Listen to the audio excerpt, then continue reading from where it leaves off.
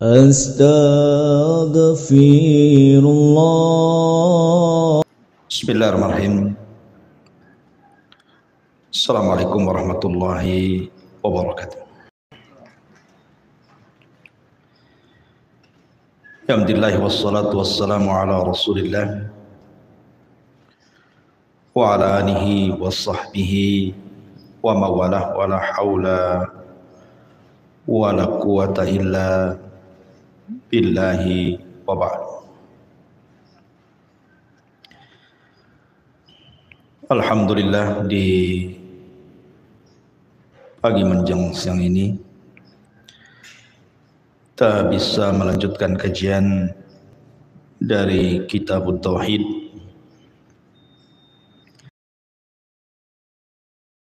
ke 32 tentang bab yang bicara tentang tawakal.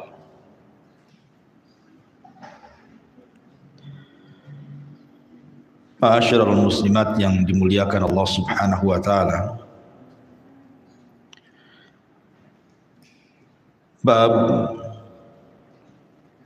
tawakal ini adalah bab yang sangat penting sekali untuk kita kaji. Karena bab ini menjelaskan tentang hakikat tauhid yang sesungguhnya. Di mana hakikat tauhid yang sesungguhnya adalah seseorang menyandarkan diri kepada Allah Subhanahu wa taala.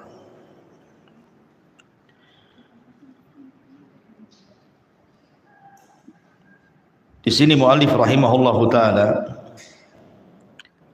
membawakan beberapa dalil dari ayat-ayat dalam Al-Quran dan juga hadis-hadis Nabi sallallahu alaihi wasallam tentang pentingnya tawakal atau menyandarkan diri kepada Allah Subhanahu wa taala. Di antaranya beliau mencantumkan ayat qaulullah ta'ala wa 'alallahi fatawakkalu in kuntum mu'minin. Maka kepada Allah lah kalian bertawakal jika kalian betul-betul beriman. Ayat ini menunjukkan bahwa keimanan seseorang itu ditentukan dengan tawakal. Semakin kuat tawakalnya kepada Allah Azza wa Jalla, berarti semakin kuat imannya kepada Allah. Semakin lemahnya tawakal dia kepada Allah, berarti semakin lemahnya imannya dia kepada Allah Subhanahu wa taala.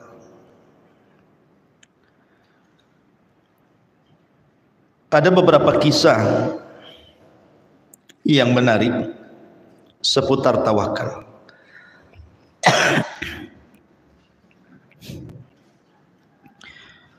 Namun sebelumnya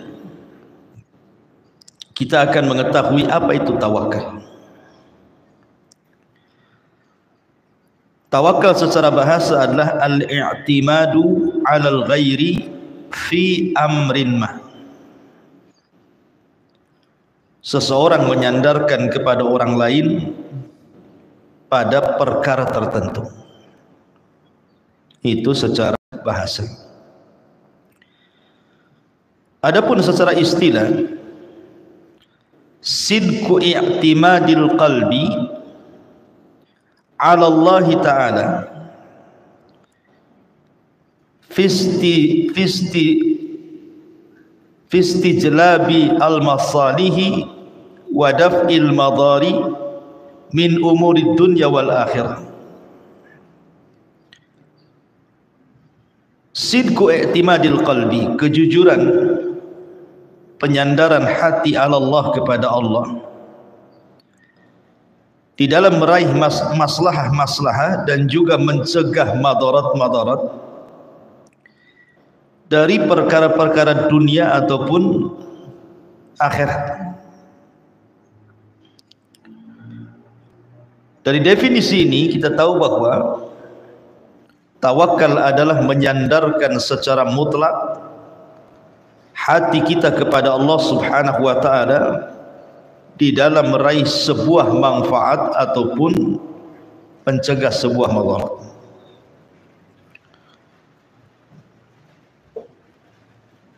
Dahulu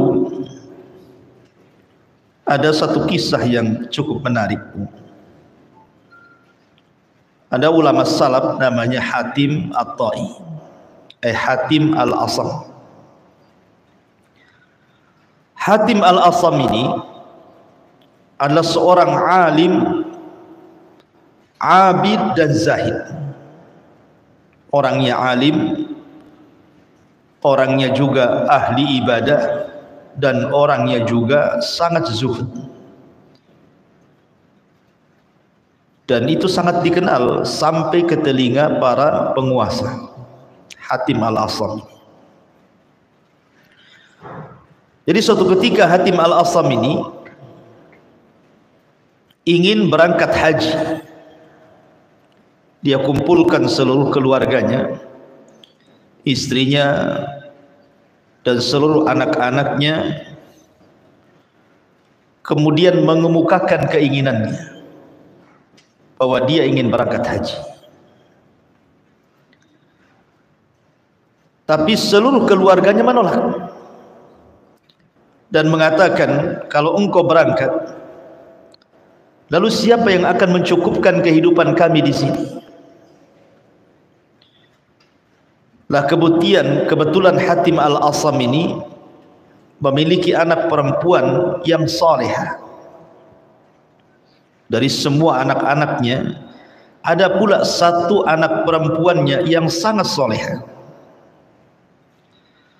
Ketika seluruh keluarganya khawatir dengan kehidupannya kalau ditinggal oleh Hatim Al-Asam, maka anak putrinya yang satu ini mengatakan, "Ya abi, idhab falasta birazik." Wahai ayahku, kalau engkau ingin berangkat haji, berangkat sana, karena engkau bukan zat pemberi rizki untuk kami. Maka kemudian Hatim Al-Asam pun merasa tenang dengan salah satu putrinya ini. Berangkatlah Hatim Al-Asam ini untuk melaksanakan haji. Dan kita tahu bahwa haji di zaman dulu itu kan bukan haji seperti hari ini, bisa berbulan-bulan. Kemudian setelah kemudian Hatim Al-Asam ini berangkat meninggalkan keluarganya, maka keluarganya mulai cemas-cemas dan menyalahkan salah satu putrinya ini dan mengatakan bahwa ini semua gara-gara kamu. Coba kamu tidak mengatakan pergilah, tentu kehidupan kami tidak susah seperti ini. Lalu apa yang kita akan makan nanti setelah habis bekal ini? Maka akhirnya putrinya di malam hari dia pun tahajud. Kemudian setelah sholat dia berdoa kepada Allah Subhanahu wa ta'ala dan mengatakan, "Ya Rabb, Engkau sudah membiasakan kepada kami dengan rizki, dengan keberadaan ayah kami di tengah-tengah kami. Maka janganlah hinakan diriku di tengah-tengah keluargaku." Ma'asyiral muslimin yang dimuliakan Allah Azza wa Jalla, rupanya doa sang putri Hatim Al-Asam ini melesat ke langit dan didengar oleh Allah Subhanahu wa ta'ala. Kebetulan pemimpin daulah di zaman itu sedang berputar-putar melihat-lihat daerah bersama para pejabat dan para prajuritnya. Kemudian tiba-tiba sampai di depan rumahnya Hatim Al-Asam ini. Tiba-tiba sang raja, sang khalifah atau sang penguasa bersin dengan sangat keras sekali. Kemudian sang raja mengatakan kepada salah satu ajudannya, tolong carikan air untuk. Akhirnya sang ajudan pun kemudian mencari rumah yang bisa dimintai air untuk minum. Rupanya ajudan ini sampai pula di rumah Hatim Al-Asam ini. Kemudian dengan senang hati keluarga Hatim Al-Asam pun memberi air bersih untuk diberikan minum kepada penguasa tadi. Setelah minum, subhanallah, tiba-tiba kemudian dia merasa segar, sehingga merasa heran minuman yang ia minum itu kok menyegarkan badannya. Akhirnya sang penguasa mengatakan, ini air dari mana kau ambil? Maka sang ajudan mengatakan, dari rumah yang katanya namanya adalah Hatim Al-Asam. Maka sang penguasa kemudian heran, apakah yang dimaksud Hatim Al-Asam adalah seorang abid yang masyhur, seorang ahli ibadah yang masyhur, seorang ahli zuhud yang masyhur. Maka orang-orang mengatakan, ya, dialah Hatim Al-Asam yang kau maksud. Maka sang penguasa mengatakan, kalau begitu di mana dia? Saya ingin berjumpa dengannya. Maka orang-orang di sekitarnya mengatakan, Hatim Al-Asam sedang pergi haji dan dia meninggalkan keluarganya. Maka tiba-tiba kemudian sang penguasa ini mengatakan kepada para ajudannya, para prajuritnya, sungguh karena dia sedang berangkat haji, maka kita harus memuliakan keluarganya.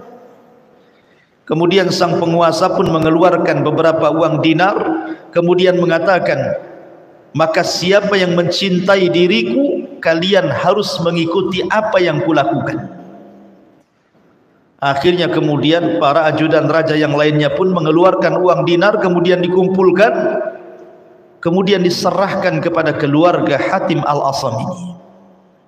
Maka dia mendapatkan harta yang paling banyak yang ada di kampung itu.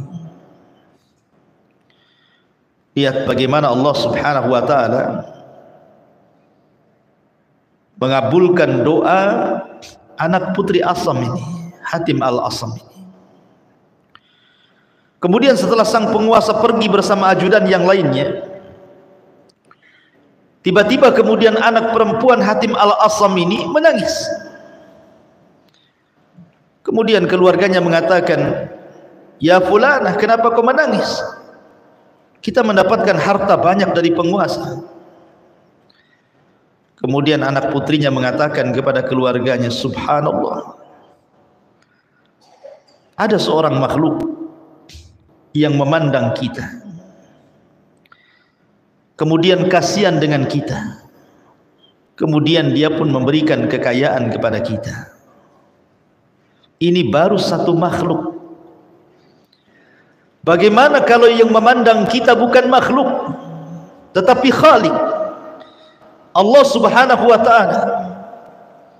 Maka kekayaan mana lagi yang lebih melimpah dibandingkan yang Allah anugerahkan kepada kita? Dari kisah ini, Bu, kita diajarkan tawakal namanya. Wa man yatawakkal 'ala Allah fahuwa hasbuh. Barang siapa yang bertawakal kepada Allah, maka cukuplah Allah sebagai pelindung kita. Tidak perlu khawatir. Kemudian kisah yang lain, di zaman Amirul Mukminin Umar bin Khattab radhiyallahu anhu.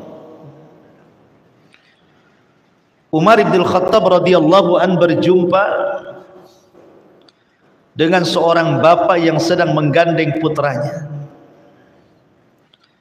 Umar pun heran, kenapa ada anak yang mirip sekali wajahnya dengan ayahnya. Mirip, kurang lebih fotokopiannya. Sehingga kemudian Umar bin Khattab radhiyallahu anhu bertanya kepada sang ayah ini, kenapa sampai mirip tuh anaknya dengan dia? Akhirnya kemudian sang ayah bercerita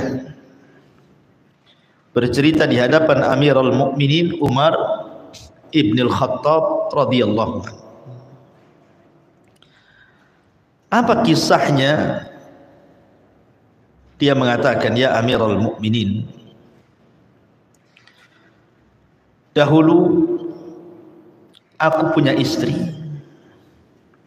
yang sedang hamil dan mengandung, dan ketika itu kehidupan kami serba kekurangan. Maka aku mengatakan kepada istriku yang sedang hamil akan niatku untuk bekerja di tempat yang cukup jauh. Istriku melarangku karena tahu dia dalam kondisi hamil tidak mau ditinggalkan diriku.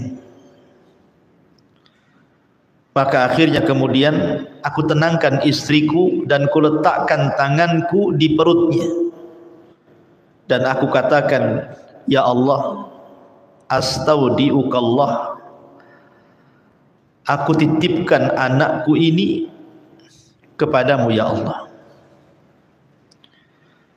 Jadi sang ayah ini mengatakan kepada istri yang sedang hamil dan meletakkan tangannya dan mengatakan, ya Rabb, aku titipkan anakku yang ada di perut istriku kepada Allah. Kemudian dia pun pergi. Setelah kemudian beberapa bulan yang harusnya istrinya sudah melahirkan, dia pun pulang dan dia ingin menyaksikan kelahiran putranya. Tetapi sesampainya di rumah, tiba-tiba rumahnya penuh sesak dengan orang. Kemudian dia bertanya, ada apa ini? Maka kerabatnya mengatakan, istrimu sudah meninggal dunia. Maka dia pun mengatakan, inna lillah wa inna ilaihi raji'un. Kemudian keluarga ini menceritakan kepada sang suami ini dan mengatakan, tahukah kamu bahwa ada peristiwa yang luar biasa yang terjadi kepada istrimu saat meninggal? Maka meninggal dunia.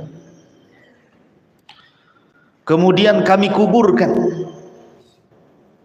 bersama anakmu yang ada di perutnya itu, karena kami sangka dua-duanya meninggal dunia. Setelah kami kuburkan, tiba-tiba di hari pertama kuburannya keluar asap. Kemudian di hari kedua keluar asap lagi. Kemudian di hari ketiga keluar asap lagi. Maka kami heran. Akhirnya kami gali kuburan istrimu. Rupanya setelah kami gali sampai akhirnya kemudian sampai di dasar lahat. Maka kami melihat istrimu sedang terduduk dan di hadapannya ada bayimu yang baru melahirkan. Subhanallah, istrinya tetap mati, menyelamatkan. Dan tidak pernah menyanyiakan kepada siapapun yang menyandarkan perbuatan. Ada seorang laki-laki dari Bani Israel yang selalu menghina Nabi Musa. Jadi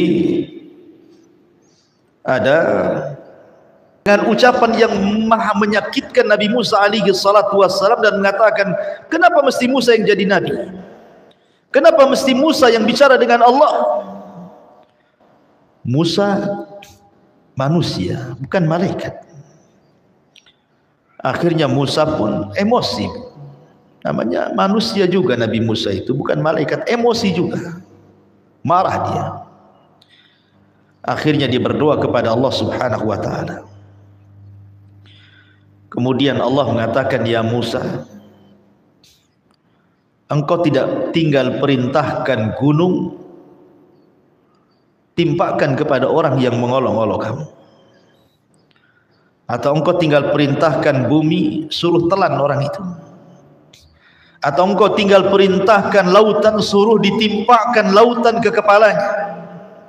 Terserah makhluk mana yang kau perintahkan, aku akan perintahkan makhluk itu menurut kata-katamu." Akhirnya kemudian Nabi Musa pun agak tenang. Tiba-tiba kemudian dia berjumpa lagi dengan orang yang bicara seperti itu lagi.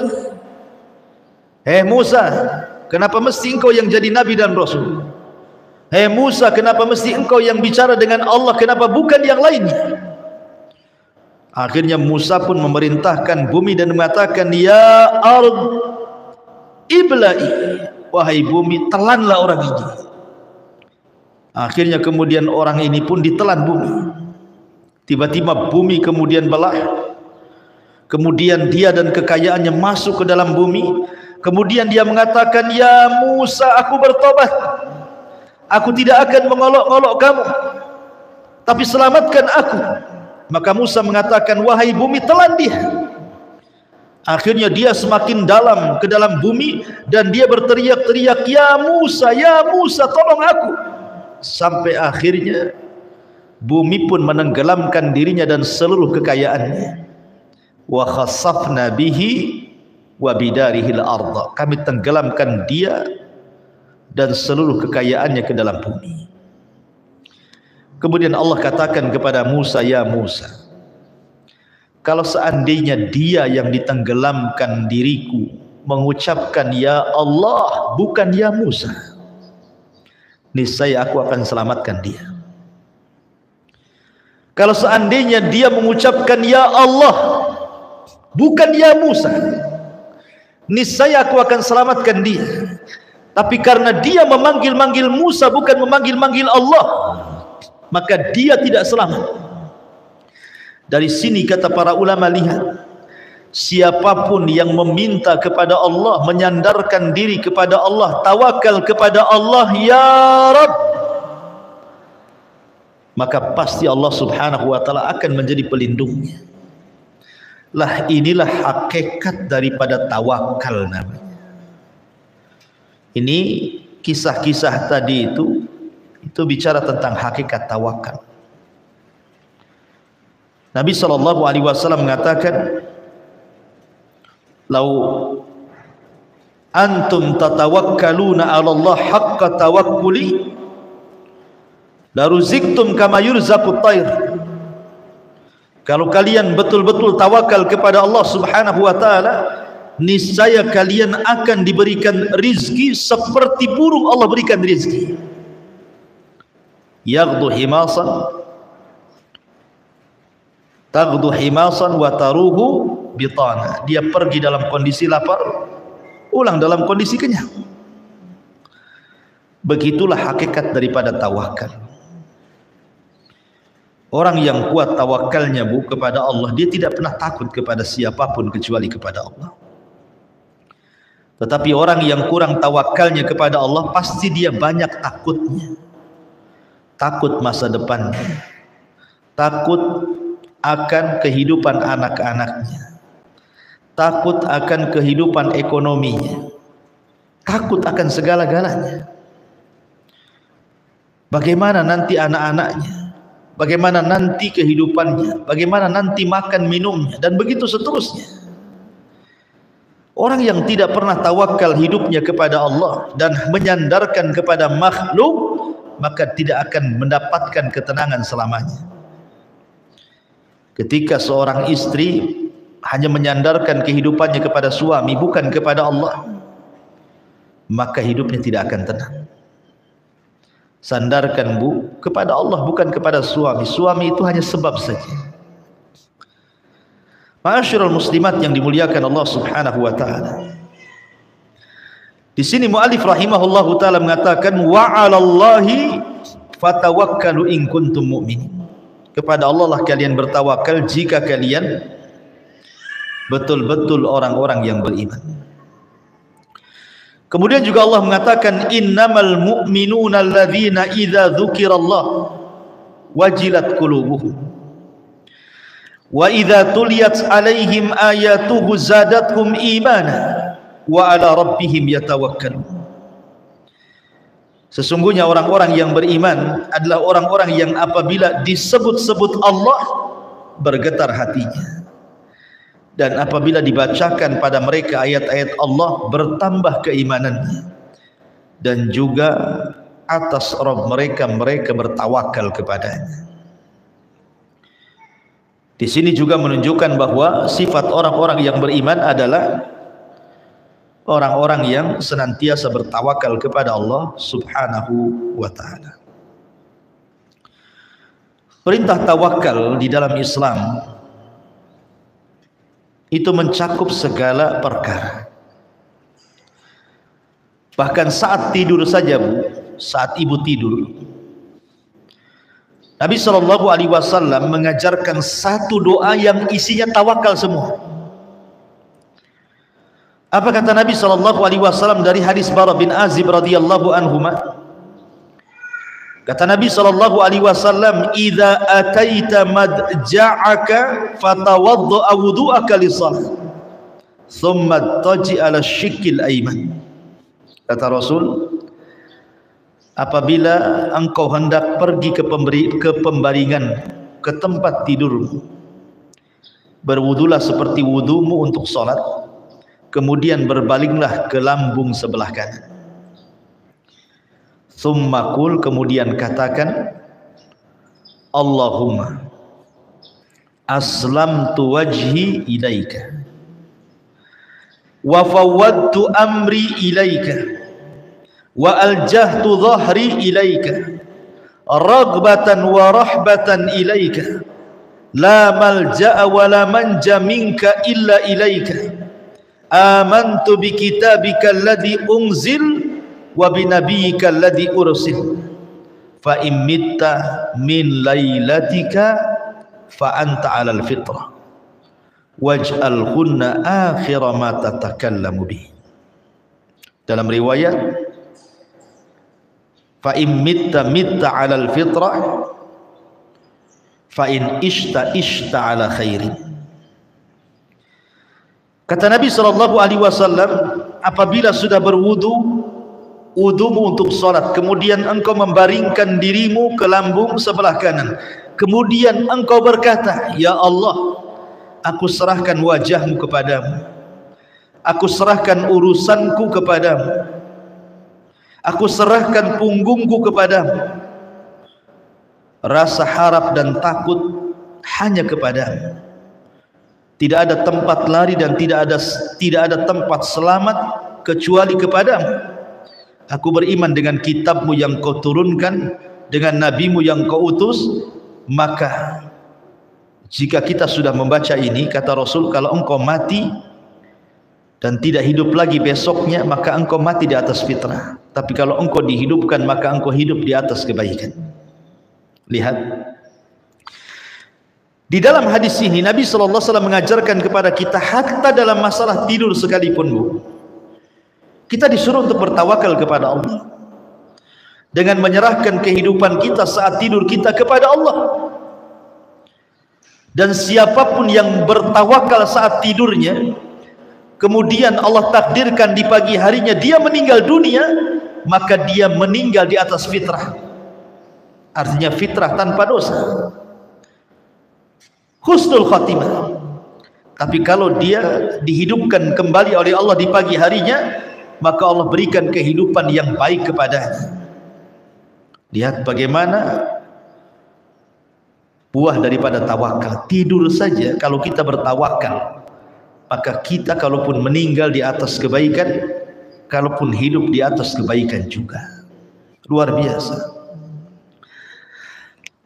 Termasuk juga kalau kita keluar rumah, kata Nabi SAW, "Idza kharaja ar-rajulu min baitihi faqala bismillah tawakkaltu 'ala Allah, la haula wala quwata illa billah."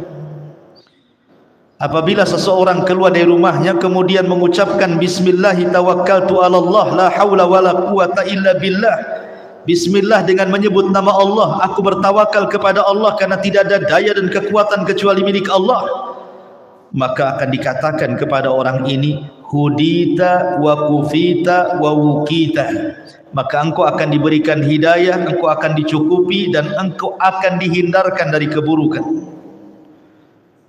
syaitan. Subhanallah. Ibu kalau keluar rumah nih, kayak sekarang nih, bukan keluar dari rumah ke pengajian, kita kan tidak tahu kondisi rumah seperti apa, Bu, ya. Boleh jadi rumah itu kemalingan, boleh jadi rumah itu kebakaran, lupa mungkin matiin kompor, boleh jadi juga kebakaran karena korsleting listrik gitu ya, boleh juga karena mungkin ada musibah, ada gempa, ada apa, kita tidak tahu, Bu, kan. Kita meninggalkan rumah walaupun tidak jauh ke pasar, ke pengajian, kita tidak tahu kondisi rumah, kan. Yang bisa menjaga rumah kita hanyalah Allah. Makanya kenapa kita dianjurkan untuk menyerahkan rumah kita kepada Allah saat kita pergi, kan, supaya rumah kita tidak diberikan keburukan, dan kita pun yang keluar rumah diberikan hidayah, dicukupi dan dijauhkan dari gangguan syaitan. Dan itu buah daripada tawakal. Luar biasa gitu ya. Ma'asyiral muslimat yang dimuliakan Allah Azza wa Jalla. Kemudian Allah juga mengatakan, ya ayyuhan nabi hasbukallah wa manittaba'aka minal mu'minin. Wahai nabi, cukuplah untukmu Allah sebagai pelindungmu dan orang yang mengikutimu dari orang-orang yang beriman.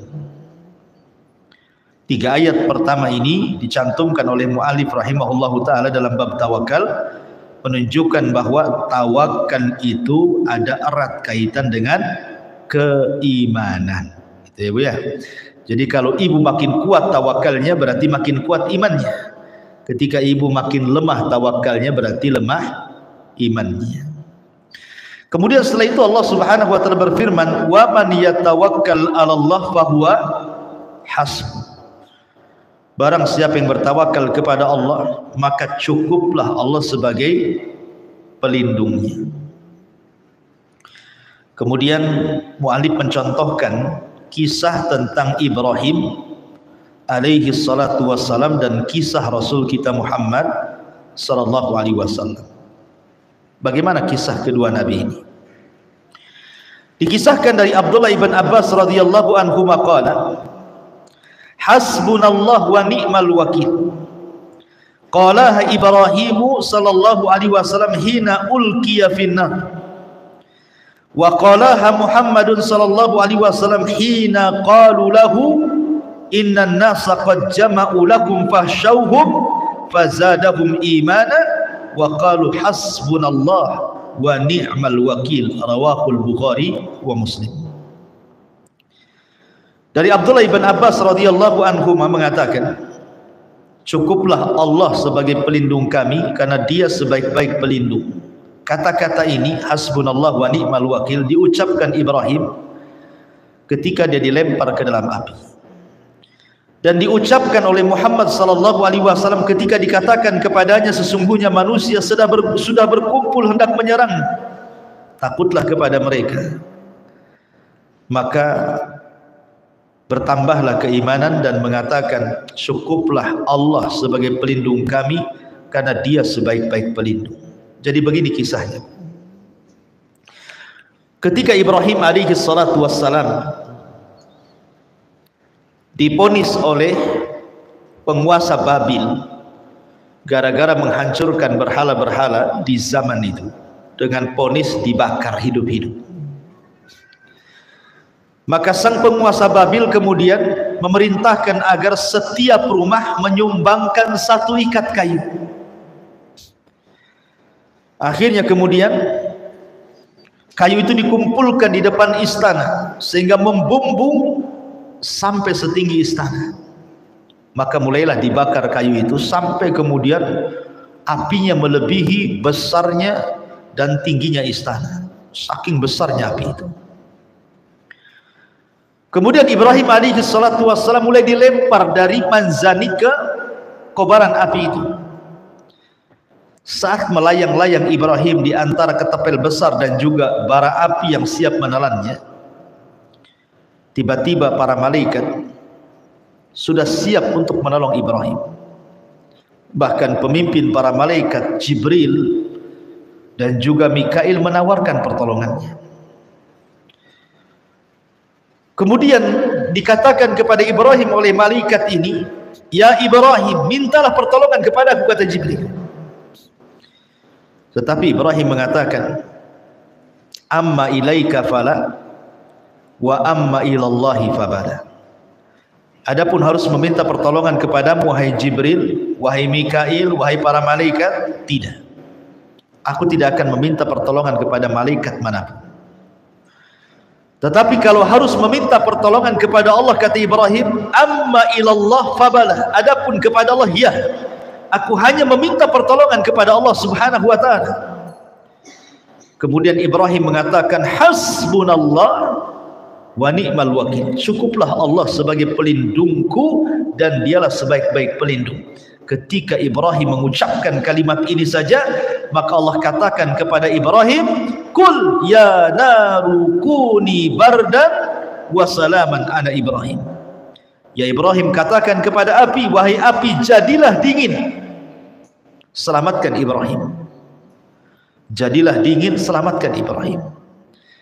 Akhirnya kemudian setelah api menelan Ibrahim, ada yang mengatakan 3 hari, ada yang mengatakan 40 hari, wallahu a'lam. Setelah api padam, tiba-tiba kemudian manusia melihat rupanya Ibrahim masih hidup. Lihat bagaimana thamratu at-tawakkal. Ini disebut dengan buah daripada tawakal. Allah selamatkan Ibrahim karena tawakal dia kepada Allah Azza wa Jalla. Karena belum tentu kalau dia menyandarkan kepada para malaikat dia selamat. Tapi ketika dia menyandarkan kepada Allah zat penyelamat, maka Ibrahim pun diselamatkan. Lah ucapan yang sama, hasbunallah wa ni'mal wakil, itu pun diucapkan kepada Nabi oleh Nabi SAW saat Rasul mengalami kekalahan perang di perang Uhud. Kan perang Uhud itu kan kaum muslimin kalah. Rasul dihabarkan mati tetapi masih hidup. Akhirnya kemudian kaum muslimin banyak yang tunggang langgang lari dalam perang Uhud ini. Kemudian para sahabat pun setelah mengalami kekalahan, mereka pulang ke kota Madinah. Karena orang-orang musyrik Arab ini, Quraisy ini merasa bangga menang, mengalahkan Rasul dan pasukannya. Akhirnya kemudian dia ingin menghabisi Rasul dan pasukannya dengan mengirim pasukan yang jauh lebih besar dan ingin menyerang mereka di sebuah tempat namanya Hamrul Asad. Kemudian Abi Sufyan sebagai pemimpin mengatakan kepada seseorang yang dihantarkan untuk mengantarkan berita kepada Rasul, katakan kepada Muhammad bahwa kami orang-orang kafir Quraisy sudah menyiapkan pasukan besar untuk menyerang kedua kalinya setelah Uhud. Maka dihabarkan kepada Rasul bahwa orang-orang Quraisy sudah berkumpul dengan pasukan yang besar. Tetapi Rasul mengajarkan kepada para sahabat untuk tidak ciut, tidak takut. Maka bertambahlah keimanan Rasul dan kaum muslimin, dan mereka pun mengatakan hasbunallah wa ni'mal wakil, cukuplah Allah karena Allah lah sebaik-baik pelindung. Akhirnya mereka pun bergerak ke Hamrul Asad.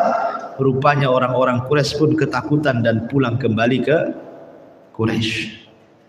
Lihat bagaimana Allah berikan kekuatan kepada pasukan Nabi SAW yang kuat tawakalnya kepada Allah Subhanahu wa ta'ala.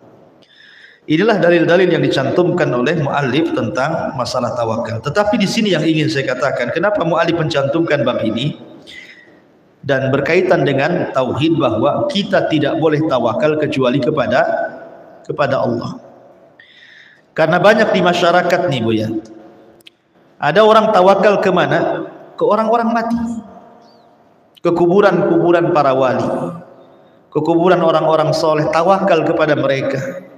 Datang ke kuburan berziarah itu bukan untuk mengingat kematian atau berdoa, Bu ya, malah minta di situ, minta sesuatu kepada yang ada di kuburan, minta rizki, minta jodoh, minta usahanya dilancarkan, minta jabatannya dinaikkan, dan begitu seterusnya.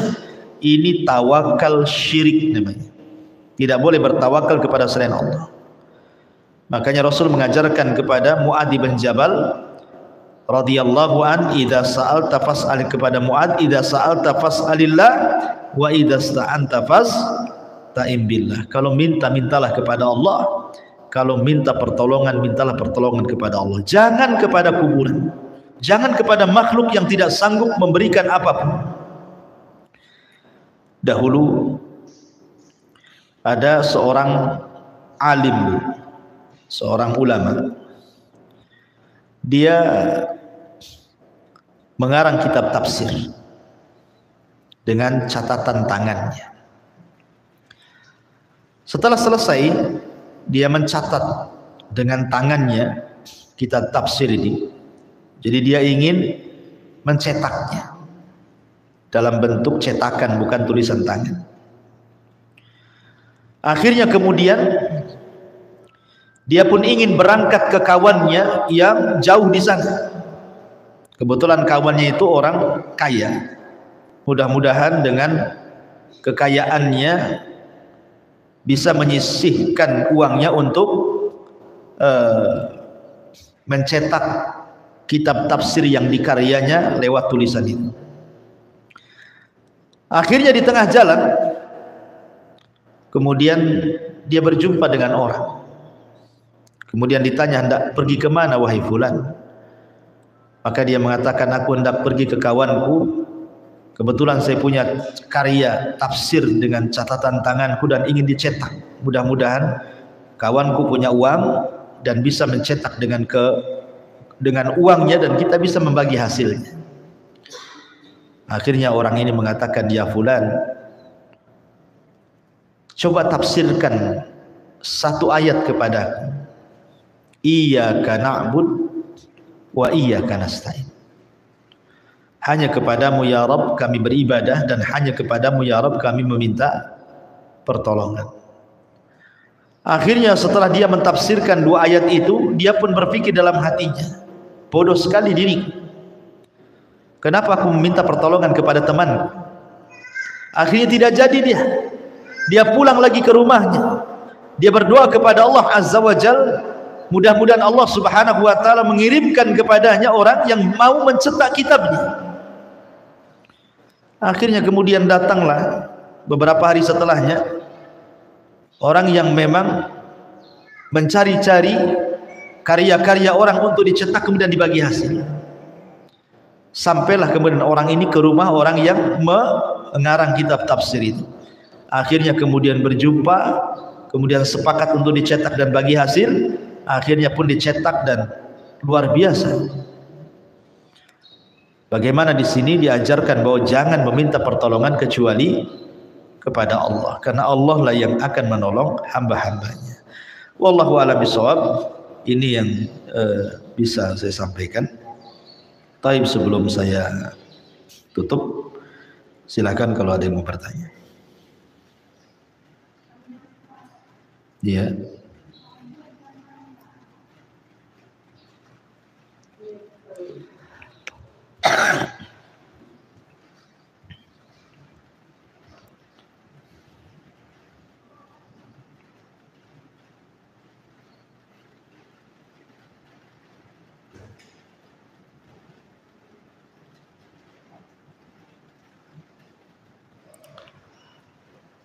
Ya.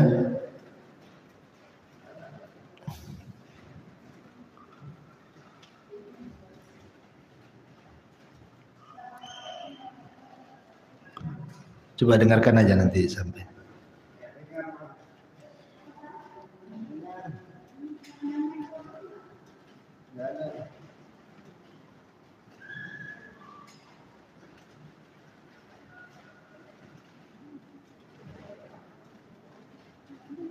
Agak keras aja ngomongnya.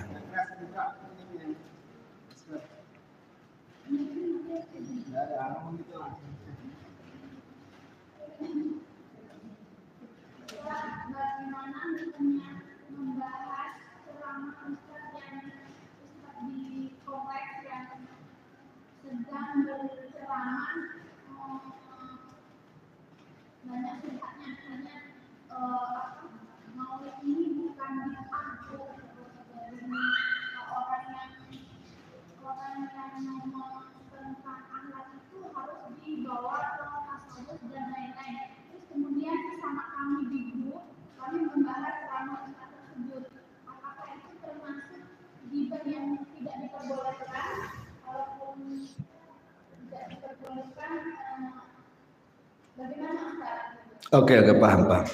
Ya, alhamdulillah. Bagaimana hukumnya kalau ada seorang penceramah, seorang dai yang berceramah tapi isinya mengajarkan syubhat dan kesesatan. Kemudian jemaah akhirnya membicarakan ustaz tersebut, apakah ketika membicarakan ustaz tersebut bagian daripada ghibah atau tidak? Mungkin kurang lebih seperti itu ya. Iya. Ghibah ini pada dasarnya haram. Berdasarkan ayat Al-Qur'an, wala yaghtab ba'dukum ba'dha ayuhibbu ahadukum an ya'kula lahma akhihi maitan fakarihtum. Tidak boleh salah seorang di antara kalian menggibah orang lain. Apakah kalian suka memakai bangkai saudaranya, memakan bangkai saudaranya? Tentu kalian tidak suka. Dan Nabi SAW pernah mengatakan kepada Aisyah Ummul Mukminin ketika dia menggibah Safiyah, maka Rasul mengatakan, ya Aisyah, laqad qulti kalimatan law muzizat bihal bahru lamazazathu. Wahai Aisyah, engkau sudah mengucapkan satu kalimat yang kalau diletakkan kalimat itu di air lautan sungguh tercemari air lautan dengan kalimat. Dan banyak lagi hadis-hadis tentang larangan ghibah. Bahkan Imam Dhahabi memasukkan ghibah termasuk minal kabair, dosa besar. Tetapi apakah semua ghibah itu kemudian dilarang? Apakah semua ghibah itu dilarang? Tidak. Tidak semua ghibah dilarang. Di antara ghibah yang dibolehkan adalah ketika seseorang berada di majelis hakim. Dia harus menceritakan kasus dia kan, terkadang menggibah orang. Atau untuk lita'rif, mencari tahu orang. Kalau tidak disebutkan cacatnya kita tidak tahu. Atau juga membicarakan orang yang menzalimi orang lain, seperti orang hutang nggak mau bayar, boleh digibah tuh. Ya, kalau ada orang yang hutang nggak mau bayar, itu bisa digibah Bu, supaya jangan orang lain jadi korban lagi. Nah, termasuk juga boleh menceritakan orang fasik. Termasuk orang fasik di sini ya termasuk dai-dai yang menyesatkan kan, supaya orang jangan sampai terkena syubhatnya. Boleh, tidak ada masalah, supaya menjauhkan manusia jangan mendengarkan ceramahnya karena sudah jelas-jelas dia membawa kesesatan, mengajak manusia ke dalam kesesatan gitu ya. Maka tidak masalah, itu bukan bagian daripada ghibah. Ya, bukan bagian daripada ghibah, apalagi kemudian mengajak manusia untuk tidak mendengarkan kajiannya. Kalau sudah jelas-jelas memang dai itu menyesatkan umat. Ya, seperti umpamanya dia mengajarkan kesyirikan, ngaku nabi gitu ya, ngaku Imam Mahdi, ngaku ini, ngaku itu, dan begitu seterusnya. Nah, itu maka itu bukan bagian daripada ghibah. Boleh jadi itu bagian daripada al-amru bil ma'ruf wan nahyu 'anil munkar. Wallahu a'lam.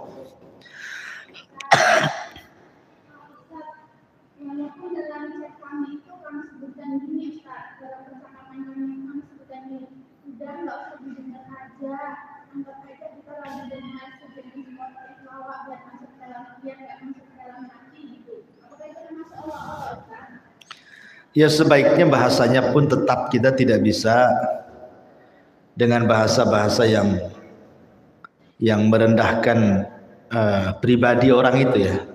Ini kan konteks dari ucapan dia ketika berdakwah. Jadi yang kita komentari hanya ucapannya, dakwahnya saja. Itu dakwahnya nggak benar tuh orang itu. Masa begini-begini gitu. Bukan fisik orangnya. Ya, jangan, nggak boleh kalau kita katakan dikatakan pelawak, dikatakan ini gitu ya. Sebaiknya kita fokus kritik kepada isi kontennya itu. Dia ngomong apa? Nah, itu kita kritisi. Ya, kalau kita bisa bantah, kita sebantah. Tapi kita tidak boleh mencela orang ya. Ya. Mencela fisiknya maksudnya ya. Nggak boleh. Karena kita kan ingin menjauhkan manusia dari ucapannya. Maka sebaiknya ya walaupun harus membicarakan orang lain yang dibolehkan, tetapi tetap bicara dengan bicara yang santun ya, bicara yang baik. Wallahu a'lam. Ya, saya kira cukup lah, sudah jam 11. Subhanahu bihamdika asyhadu an la ilaha illa anta astaghfiruka wa atubu ilaik. Allahu ta'ala. Assalamualaikum warahmatullahi wabarakatuh.